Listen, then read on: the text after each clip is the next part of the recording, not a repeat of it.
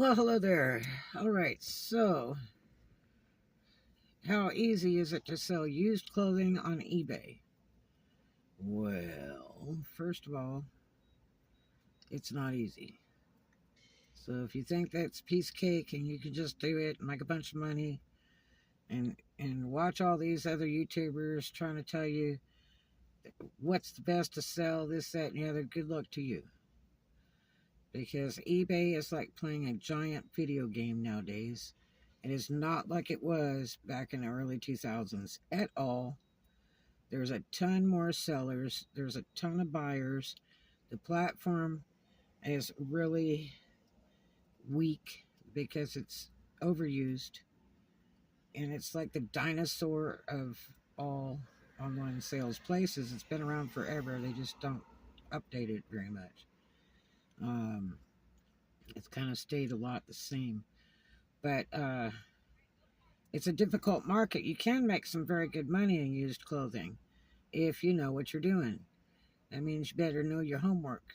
Um, Studying it is like taking a college course. It takes time. You have a lot of studying, a lot of research to do, and you have to understand sell-through rates. You have to understand how much you're really exactly making. Because I don't care if you get one item free out of the trash, it costs you money to wash it. That's all part of costs. It must be clean before you sell it online. That's a rule in most all platforms, and especially in eBay. It must be a washed item. And nobody wants anything dirty. How would you like to order something and it was kept in somebody's chicken coops stored or something? You you don't want to put that on your body. And if you order something online, you shouldn't have to wash it before you use it. I've seen sellers advertise. They'll say, uh, you know, item may not be washed. It may have stains, this, that, and the other. Da, da, da. No, no, no, no, no. You don't know where that's been or what has been around, you know. And, what is this noise? Oh my gosh. But anyway, it's a tough job. So don't think it's easy because it's not. And these jokers that go, well, I can't do all that because I have kids, and da da. Well, then don't do it. It's not for you. Okay? I raised kids. I didn't have parents to watch my kids. I had to pay for babysitters. I went to college. You know, it takes boots on the ground, buddy. So if you're going to sit and whine about, well, I had to do this, I had to do, it takes a lot of time and effort, huge amount of hours. It's studying, researching, sourcing, and you don't go just kind of when you feel like it, because you need to be the first one there when the door opens if you're going to a store or if you're going to a flea market or whatever, because there's a whole bunch of other sellers out there too. So you got to beat the clock. And just like estate sales and all that, estate sales will be listed in the paper, whatever, and you need to be there an hour or two before they open the sale, you know, so you can hope to be, close to the front of the line because everybody's a reseller, okay? Some way, somehow, they're a reseller, where they sell it in their own stores, where they sell it online, where they take it to auction, sell it, whatever they do, everybody's a seller. So, that's just fact. If you don't have time and you can't figure out how to make the time every single day, then don't do it. Because you've got to put time out. You really have to. Orders need to be shipped as soon as you can. I don't care if you have a 5-day waiting period or you have 1 day same delivery. When an order comes up, ship it. Because that's how you get more sales. eBay sees the way you act on the app. If you list every day, and the big trick is listing stuff that sells that people want. values change about every 3 months. It's just like the stock market. Miss Me jeans last year were $100 all day long. This year they're about 40 or 50. So yeah, you have to pay attention all the time, and you have to source things that are worth sourcing, because you can't just take a stack of clothes that you got in a hefty bag for $1, and just start listing all that junk, because it's probably not worth it, and it won't sell, and it'll just sit dormant. And you got to pay for ads and stuff, and it's just like little parking spaces. When you put that stuff up, it's got to sell some way, somehow. Now you can get rid of it. You can take it and donate it and get a receipt, so you can write it off on your taxes, so it's not a total loss. You can run it out on Whatnot and start it on dollar auctions. But remember, if it sells for $1, you make about 50 cents. Yeah, that's a fact.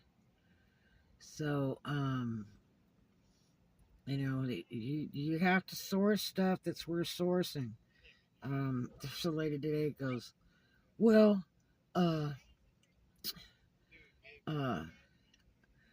can't do all this stuff be early and this, that, and the other, because I have kids. And again, I raised kids, and I did lots of stuff.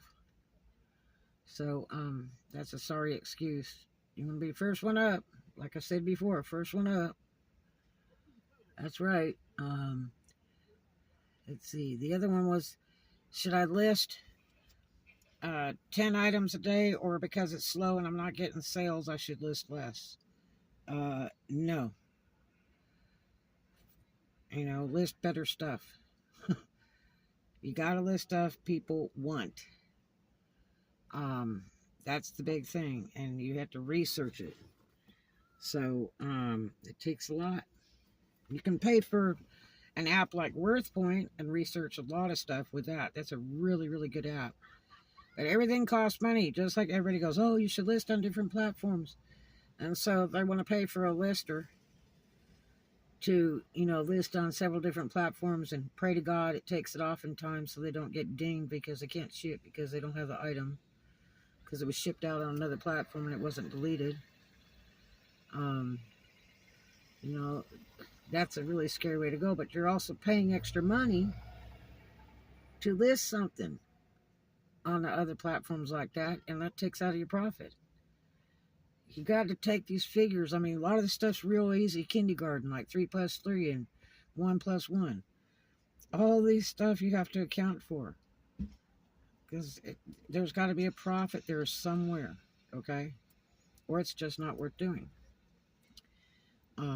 Like I say, you can't just list anything, because it just comes up as garbage. You don't guess at the prices. You don't guess at your shipping, and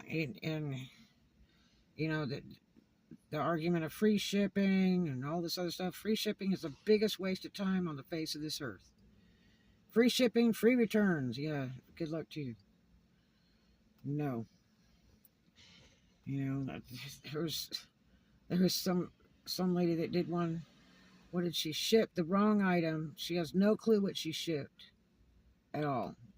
Apparently just grabbed a bag, slapped a label on it, and has no clue what she shipped. And it's like, how do you have no clue what you shipped? That's about the dumbest thing I've ever heard. And the customer, she doesn't know what to do with the customer, so she wants to send them a message right away instead of wait until they get it. Because a lot of times if they get something good, they're not going to say anything. There's a lot of people that just sit and order stuff all day long, and they don't care. It's like Christmas all year round, and you may never hear a thing about it. But wait till they get it. I hope she didn't send them something really bad, like illegal or something weird. I don't know. How do you not know what you ship to somebody? And then she's like, well, and then I'll pay them to ship it back. I'll make a label and all that, and this, that, and the other. And it's like,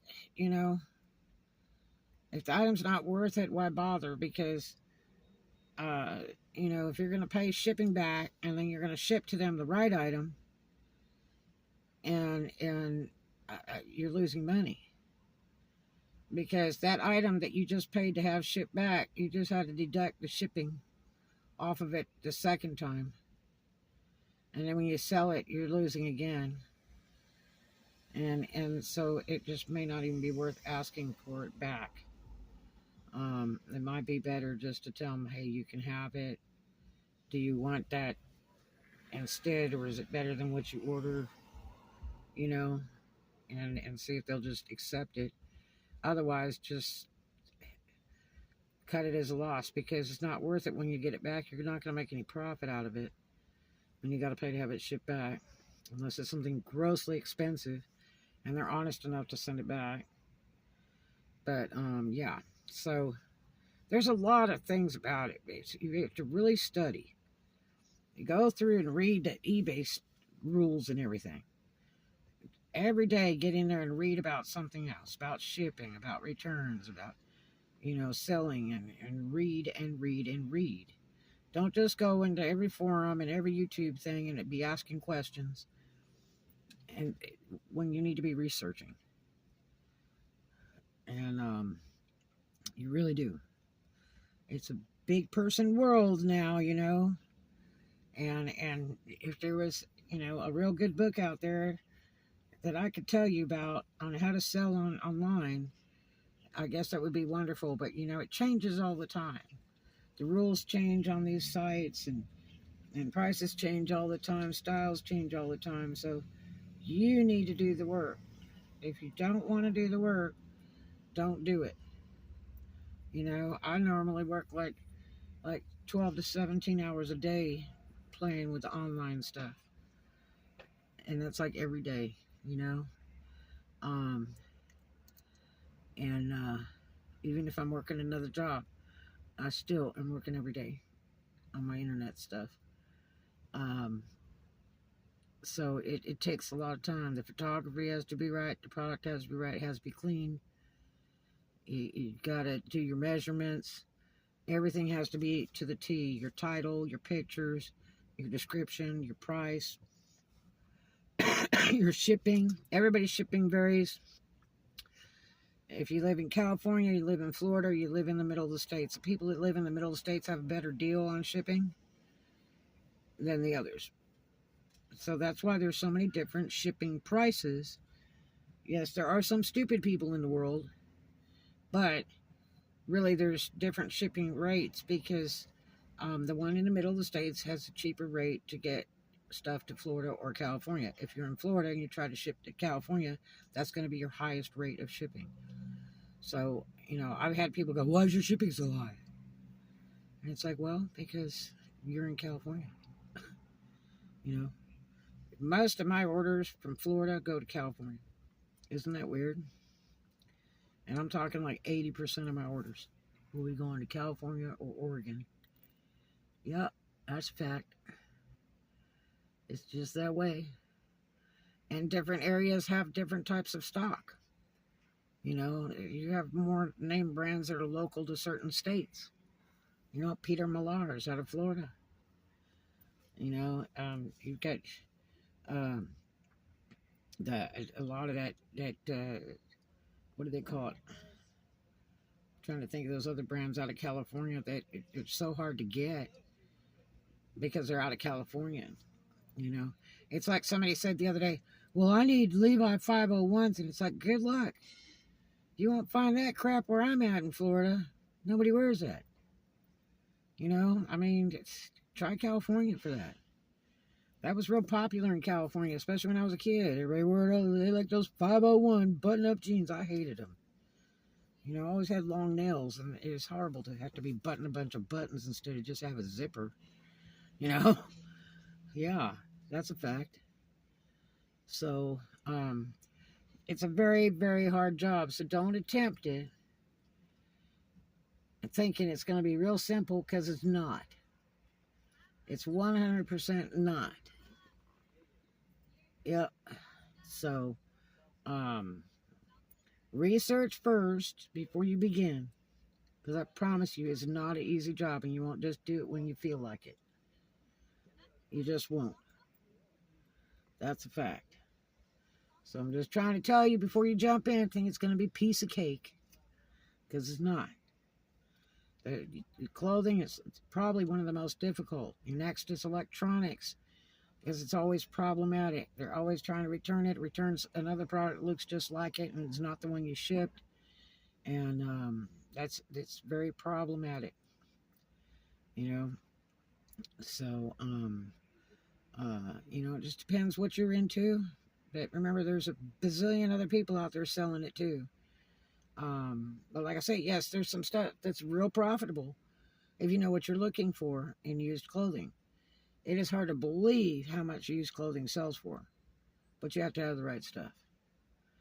I saw somebody had a site on eBay, and they were selling all like used Walmart clothes.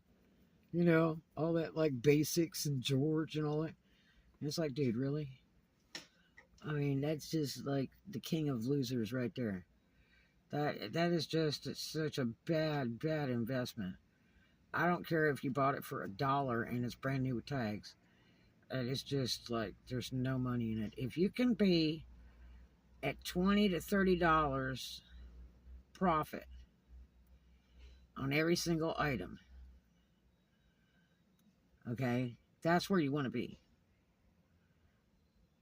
Okay, and that's rule one. Don't think that, well, I got it free out of the trash, so I made $10. No, you didn't. You didn't make any $10.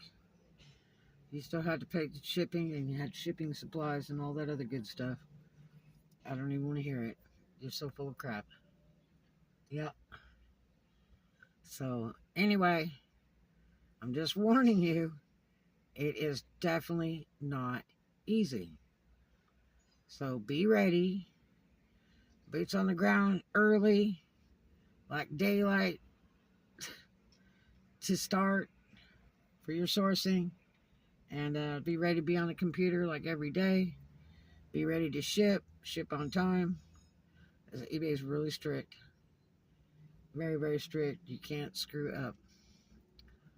All right, so you guys have a good one. I love you, and I will see you in the next one.